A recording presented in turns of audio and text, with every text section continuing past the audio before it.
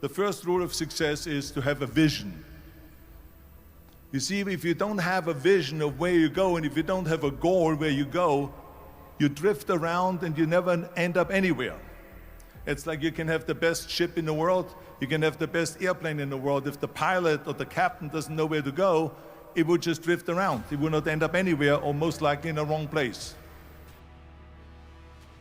Because when you have a goal, when you have a vision, everything becomes easy. People always ask me, they say, why is it that you're working out so hard? 5 hours a day, 6 hours a day, and you have always a smile on your face. Why is that? And I told people all the time, I said, because to me, I'm shooting for a goal. So every rep that I do gets me closer to accomplishing that goal, to make this goal, this vision turn into reality.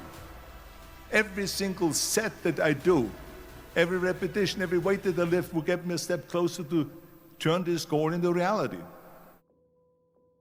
At the age of 20, I went to London and I won the Mr. Universe contest as the youngest Mr. Universe ever. And it was because I had a goal. And this is no different than anything else, what I'm talking about. This is not just about bodybuilding, it was the same in acting.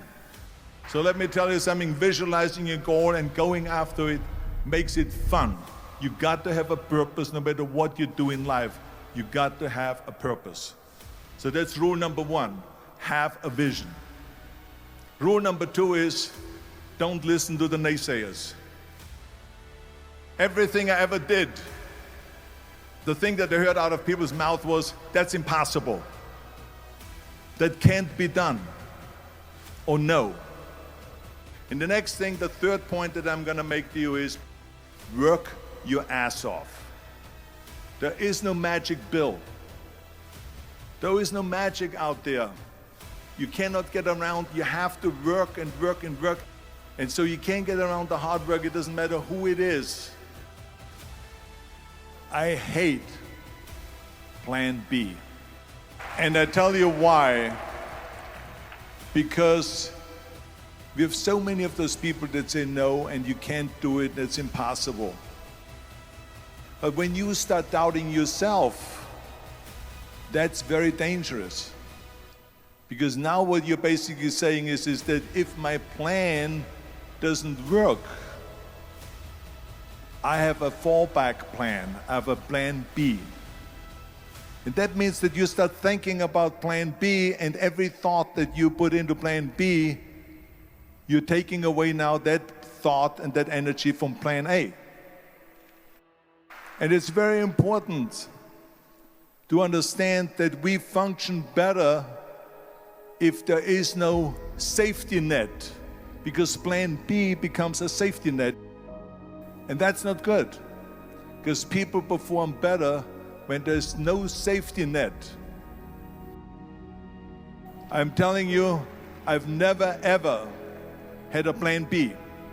I say I made a full commitment that I'm gonna go and be a bodybuilding champion. I made a full commitment that I'm gonna be in America. I made a full commitment that I'm gonna get into show business and I'm going to be a leading man. No matter what it takes, I will do the work. I will do the work over and over and over until I get it. And the reason, one of the main reasons why people want to have a plan B is because they are worried about failing. Well, let me tell you something, don't be afraid of failing, because there's nothing wrong with failing.